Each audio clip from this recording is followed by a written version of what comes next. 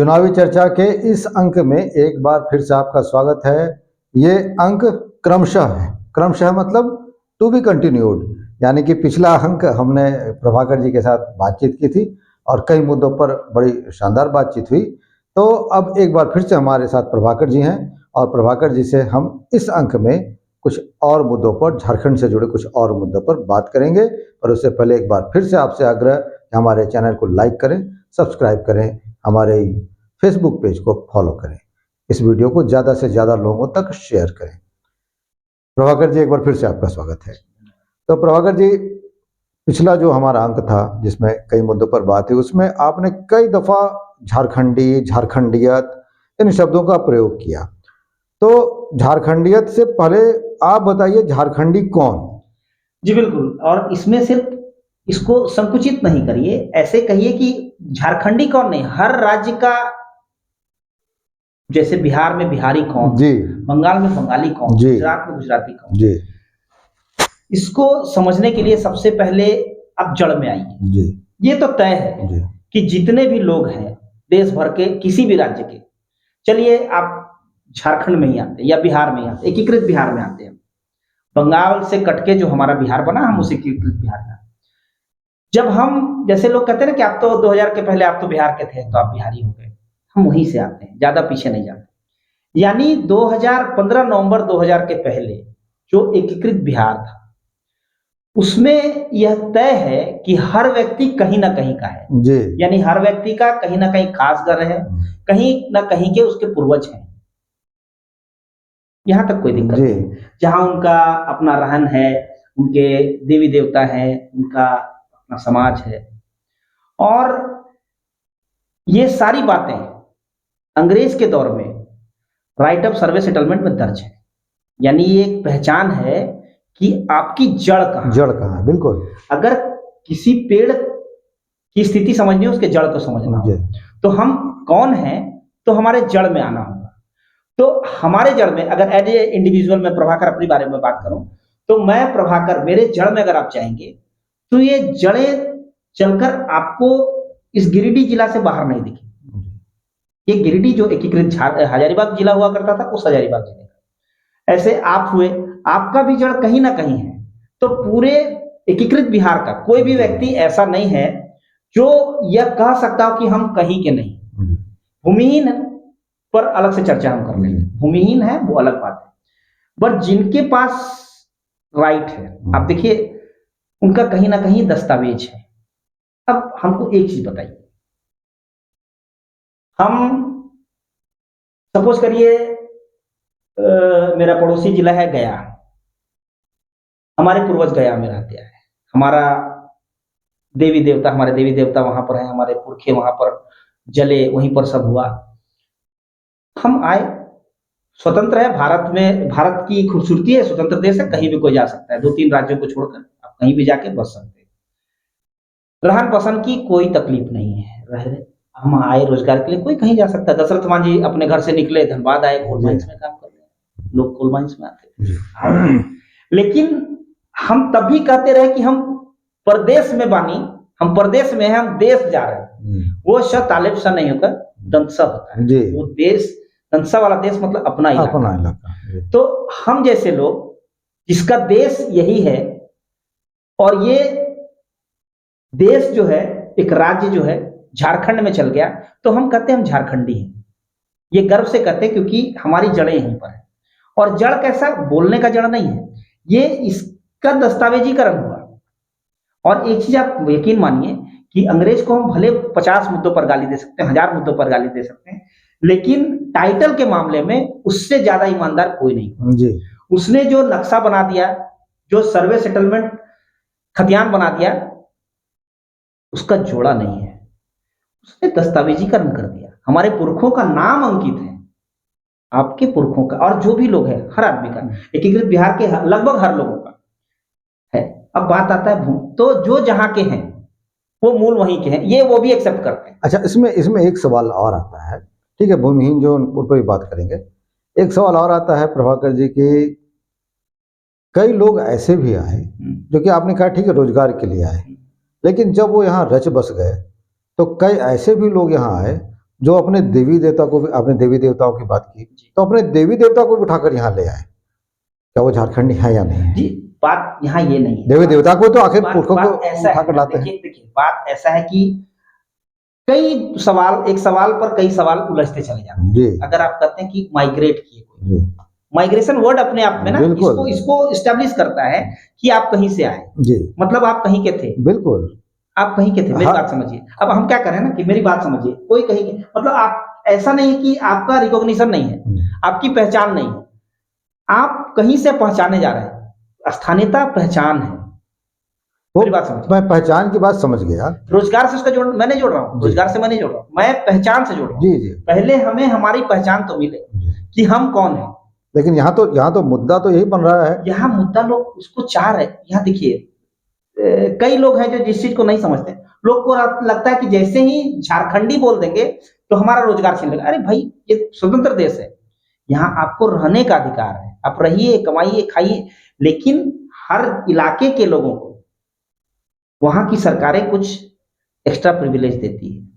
और एक बात मैं यहाँ बता कर जा रहा हूं, आप इसको नोट कर लीजिए, जी ये मेरा, हम रिकॉर्ड कर रहे हैं। ये मेरी छठी इंद्रिया ये बात कह रही है जी कि अगर इस बार भी ये हेमंत सोरेन, आरजेडी, कांग्रेस, जेएमएम मिलकर अगर सरकार बनाती है तो आज तक मेरा छठी इंद्रिय फेल नहीं हुआ है। जी फिर ये खतियान आधारित स्थानीयता लाएंगे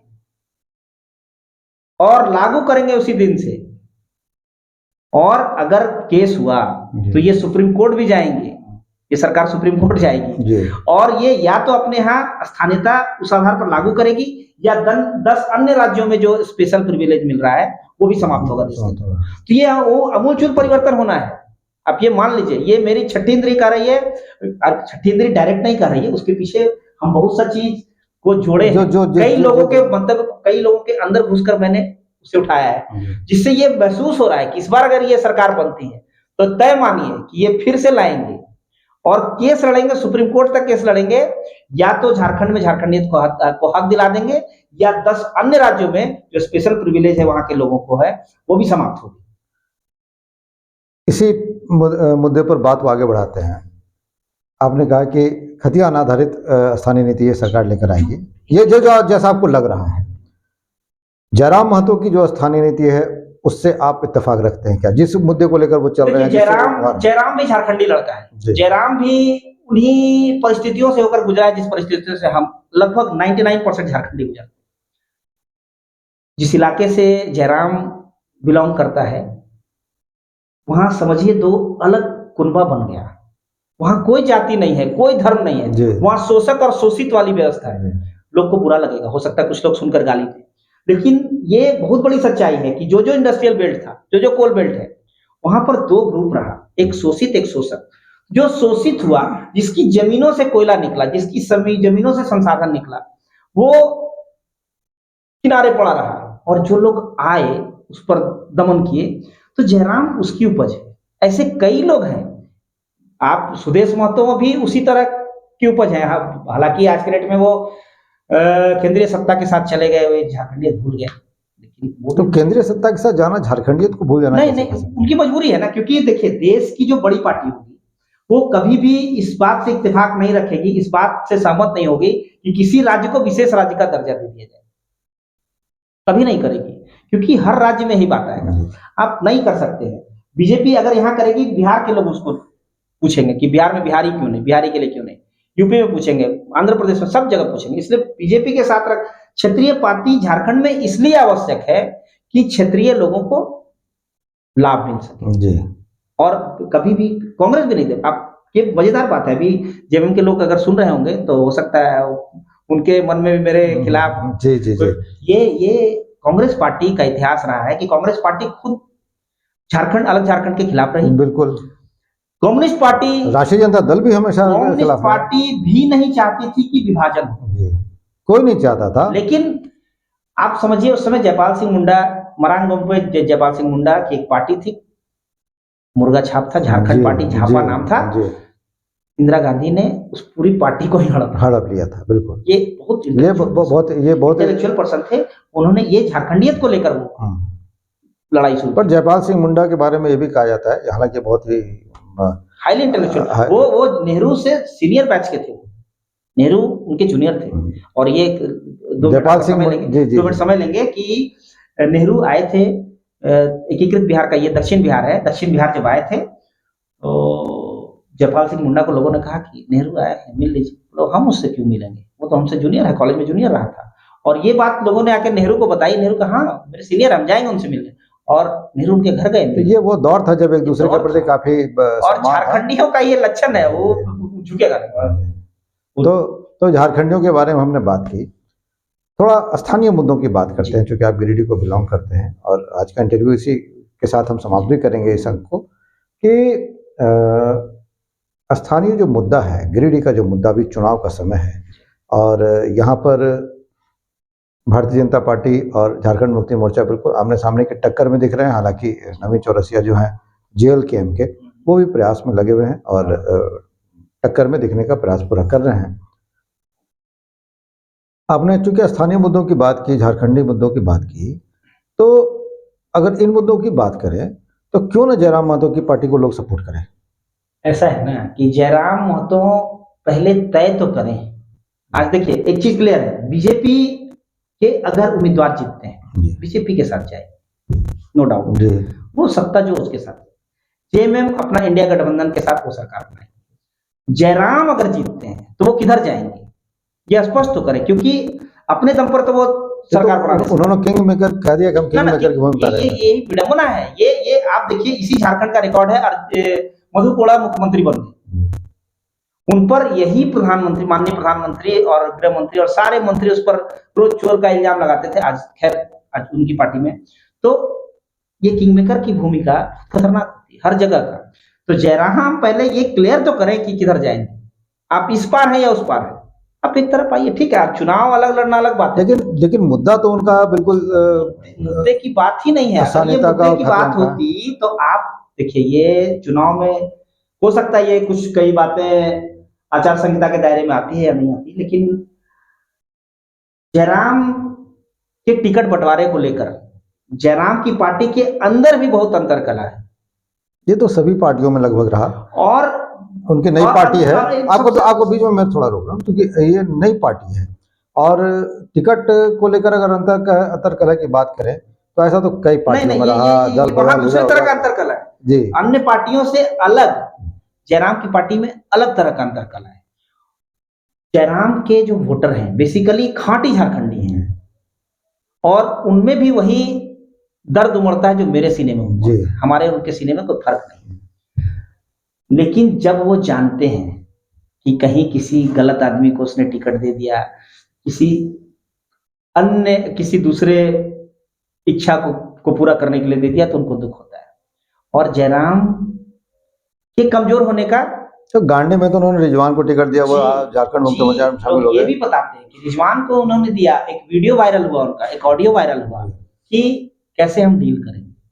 ये राजनीतिक बातें हैं, उस पर मुझे चर्चा नहीं करनी है। उनका अपना राजनीति है, जब लोग राजनीति में जाते हैं, जब छात्र होते हैं तो अलग बातें होती है, राजनीति होती है तो अलग बातें। राजनीति बहुत पेचीदा चीज है, हमको राजनीति से मतलब नहीं, हम राजनीति नहीं कर सकते, न जानते हैं मुद्दों में। लेकिन ये बात है कि झारखंडियत हर के सीने में है, ठीक है ना, और वो आग जलती रहेगी, वो आग बुझेगी नहीं। चलिए प्रभाकर जी, इस अंक को यहीं समाप्त करते हैं। आपने झारखंडियत को लेकर खुलकर अपनी बातें रखी और ये बताया, और इन्होंने कहा है कि सिक्स सेंस इनका जो कह रहा है, इस बार अगर इंडिया गठबंधन की सरकार बनती है तो निश्चित तौर पर स्थानीयता की नीति आएगी, और ये मामला अगर फंसता है तो सरकार सुप्रीम कोर्ट तक भी जाएगी। ये ऐसी संभावना इनको लग रहा है कि ऐसा बन रहा है, और उसके बाद कई बड़ा बदलाव एक देखने को मिल सकता है। तो आने वाला वक्त ये बताएगा कि ये सब होगा या नहीं होगा। पर प्रभाकर जी से बात करने के बाद कई चीज़ें आपके दिमाग में भी क्लियर हुई होंगी, कई जो सवाल आपके जहन में उठते होंगे वो भी उन सवालों का जवाब निश्चित तौर पर आपको मिला होगा।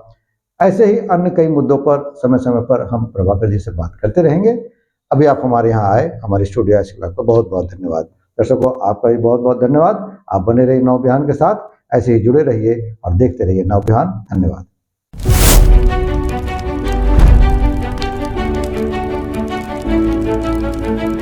पार्श्वनाथ ITI भारत सरकार के NCVT द्वारा मान्यता प्राप्त भगवान पार्श्वनाथ की धरती गिरिडीह शहर के बक्सीडी रोड में वर्ष 2017 से संचालित है पार्श्वनाथ ITI। संस्थान का उद्देश्य स्थानीय युवाओं को कौशल व तकनीकी शिक्षा प्रदान कर गिरिडीह सहित झारखंड व देश की बढ़ती औद्योगिक इकाइयों को कुशल कामगार उपलब्ध कराना है। तो जल्द नामांकन कराएं आप अपने शहर के पहले ITI पार्श्वनाथ ITI में। भारत सरकार के NCVT द्वारा निर्धारित नियमों के अनुसार अनुभवी फैकल्टी द्वारा इलेक्ट्रीशियन व फिटर का बेहतर प्रशिक्षण दिया जाता है ताकि युवक युवतियां नियोजन या स्वनियोजन के अवसर प्राप्त कर सकें। हमारा पता Parshvanath ITI Baksidih road near Giridih bus stand Giridih Jharkhand. Admission is going on.